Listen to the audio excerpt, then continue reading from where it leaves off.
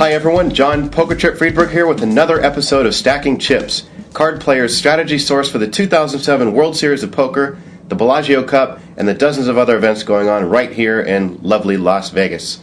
So you can probably still hear my voice. I'm still under the weather, but I feel a lot better today. I'm a little bit congested, but my throat's feeling better.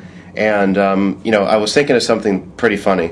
If any of you watched the Scoop with Adam and Diego yesterday, Christy Gazis was on there talking about that guy that you're always sitting next to that's coughing all over the place and sneezing and wiping his germs all over the chips. Well, that's me today. And Christy, I hope I sit next to you just because of your video yesterday.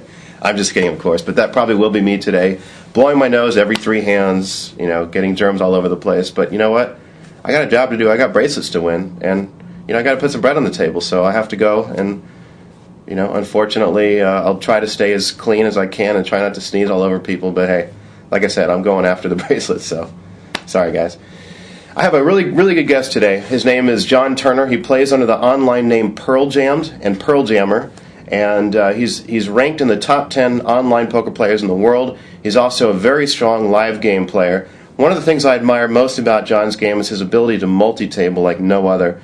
The guy can play like 15 tournaments simultaneously and do well in all of them. I just don't get it. So I'm going to talk to him a little bit about that. That being said, let's bring him out. Pearl Jam, John Turner. John, thanks for coming. Glad to have you here on the show today. Thank you. Thank you for having me. So tell us a little bit about your background in poker, both live and online. Well, I began playing in Raleigh in about 2003 after watching Moneymaker win the World Series. I just got into it through those broadcasts. It wasn't really him in particular that got me interested. It was just watching the game, and I never played Texas Hold'em, No Limit, and I just started watching it. I got involved. I started playing free roll things online. Then eventually, I got together with a lot of friends in the NC State community at the college I went to, and we started playing home games and tournaments, and it basically became a nightly thing pretty quickly. And although, of course, none of us were really that good to start with, a lot of people had a little bit of experience, and together we really did progress our games just in a pretty brief time. But we were playing many tournaments, like 7 or 8 of us would get together and play all through the night. That's a common thing for a lot of college students. Back in my days at college, it was before the poker craze. We used to spend our nights playing Monopoly. But I think definitely a lot of people in college is really where the game starts with these people, and it's amazing how good some of these younger players are. I mean, I think they're better than most of the older players, these younger generation of players. A lot of people are these days, and it's mostly just from experience playing millions of tables online, getting in like hundreds of thousands of hands over a course of a year easily. So I want to ask you about that, because I think you're probably the best multi-tabler in the world, in my opinion. But I want to first ask you about the World Series this year. So here we are, the 2007 World Series, the very first event. It's a new event, the $5,000 half limit, half no limit hold'em. You final table it. Tell us about that.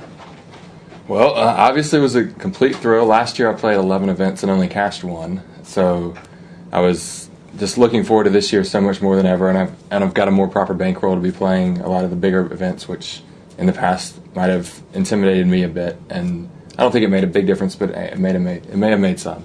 But anyway, I came into this series really fresh and ready to go, and the first event it really worked out well. And early on, when I managed to flop a set against Chris Moneymaker's aces, and I busted him in one of the early levels, and was like on the leaderboard for the tournament. I kept a big stack through most of the first day, and things just pretty much worked out from there. I won one key race. I made a big laydown of ace king early in the second day after I'd put in a pretty big re-raise, but got away from the hand, and I'm told he had kings. But anyway, that was nice. He had me covered, and it was a tough decision in that time because I was willing to gamble, but I made the laydown, and it definitely worked out very well in the end. And so that was before the final table? Yeah. Oh, this was very early in the second day.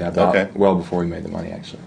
So tell us about your experience getting to the final table, and then what it was like at the final table, being under. That was a televised event, right? Yes, it was. So was that the first time you've ever played a televised table? That was the second time. The first time, though, was just a UPC tournament at Binion's, so it was a small buy-in, a relatively small field, especially for TV, and and I didn't get that much camera time. I ended up busting out early, which unfortunately ended up being the same case here.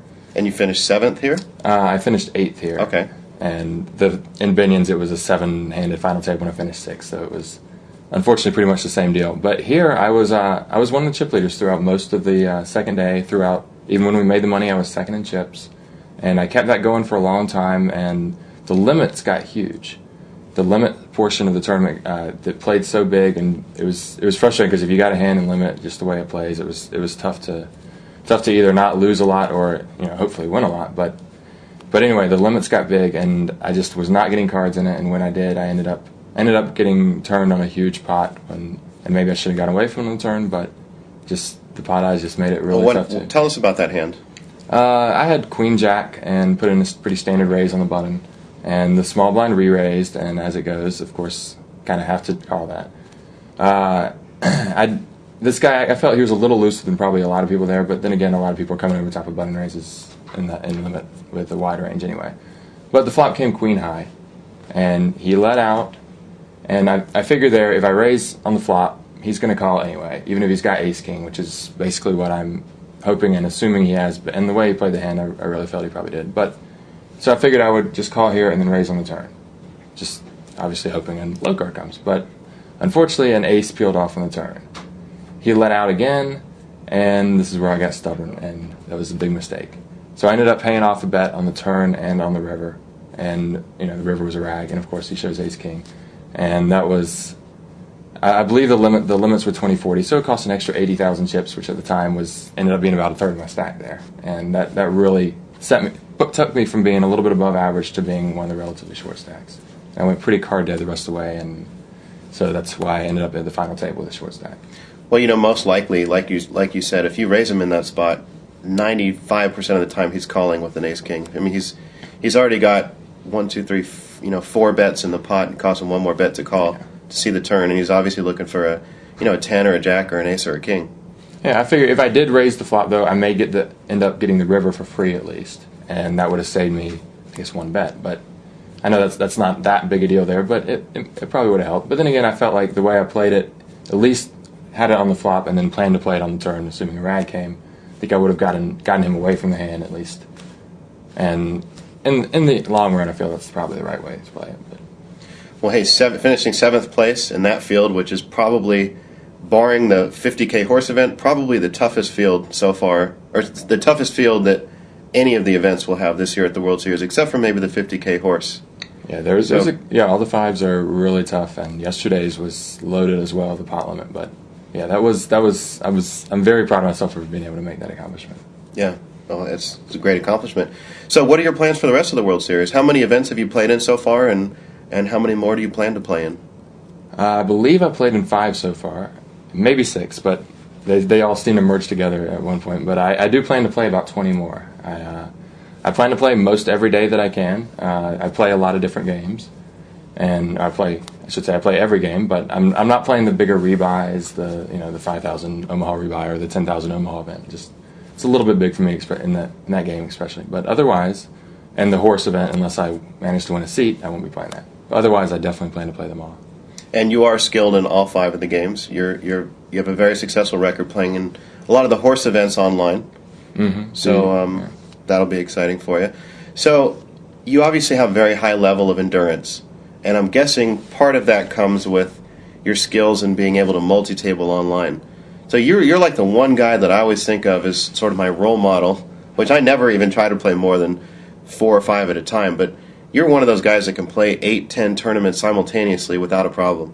Tell us about how you do that and how your multi-tabling skills transfer into your live game skills. Because it's obviously very different playing in 8 online tournaments simultaneously and getting hands, every few seconds versus playing live and only getting a hand every couple of minutes. Well, it does take an adjustment. I began as a live player, so I didn't move and a lot of online players move from the online world to the live world with no experience. But I did begin as a live player, so I got my experience there. Then I started playing online, and I just felt with the capabilities of multi-tabling that it was stupid not to try to learn to do more and more of it. And especially when I began playing online, I was playing cash games, and the way I played those, and it was no limit, and I was playing them pretty tight, so I got used to playing a lot of tables just because I was folding the vast majority of hands. So I got up to playing 8 or 9 tables there with no problem, and so and I know a lot of people do at least that, but when I moved over to tournaments, it just became natural. It just came naturally that I had to play at least that many. So I basically started out playing that many, and when I would be able to work in a few more here and there, I would kind of gradually work my way up to being able to play 13, 14 or so, and it was just a gradual thing, really. I didn't try to jump right into it, but I get up to about 16 to 18 tables sometimes on Sundays these days. So how do you keep track of your opponents when you're, 10 tables, you're up against, give or take, 90 other players, 80 to 90 other players. Do you actually pay attention to that, or do you focus more just on the percentages, the winning percentages of certain hands that you're playing? It's more on percentages there. I do try to keep track of the players, especially when I have one of the $1,000 buy-ins or a couple of the 200s going. I certainly try to keep track of the players there. And whenever I play a pot, or whenever I come in for a raise, I'm noticing who's on the blinds there, I notice the big stacks, especially later in tournaments. I keep up with everybody who's at my table as best as I can. Sure, I miss out once in a while, but when somebody's in a hand with me, I'm well aware of who that is. If it's somebody I recognize or somebody I don't, and that in itself makes most of the difference. So once I get that going, I'm kind of set as far as just trying to stay with. I'm sorry, I lost my thought. As long as I've got that going, I'm kind of set with the general strategy that I'm playing. I'm not trying to get too fancy unless it's something really high buy-in, and I've added a table, just a loaded table with a bunch of big name guys. So, do you find yourself when you switch over into the live arena, and you're just playing a World Series event, for example? Do you ever find yourself getting impatient, or because you started as a live player, do you feel that you're already sort of calibrated as a live player? It certainly helps that I started as a live player there, but once in a while I find myself a little impatient. I listen to my iPod to, like most people do, just to pass the time once in a while, and get up and walk around and look at other tables, pretend I'm on a bunch of them. But I mean, overall, I'm used to that game as well, and understand what it entails to just be playing one table, and I mean, you do have to pay attention, of course, to all the players there a lot more closely than you do online. There's obviously physical tells that you need to be paying as much attention to as you can, and following betting patterns and watching each hand. I can't go back on hand histories when I'm playing live, whereas online, if I get in a really tough decision and I need to real fast, I can go back. I can look over some past hand histories as fast as I can. So obviously that doesn't play any part in live play, and so you just have to pay a lot more attention to, and that keeps you busy. All right, well, today is the $1,500 no-limit event, no-limit hold'em. Mm-hmm. It's a Saturday, and it's a low buy-in, so I'm predicting a very big field today. You and I are both playing. Actually, as we speak, John and I are hopefully both still in this event, and hopefully end up heads up for a bracelet at the final table. That sounds like a plan. I know you've got a lot of experience there now. That would be a thrill. And I wouldn't want to go heads up with you, but it would be fun to go heads up with a friend at the same time. We've had this discussion before. But anyway, thank you so much for coming on the show. It was great to have you here. Best of luck today and for the rest of the World Series. You too. Thank you. That's it for today's episode of Stacking Chips.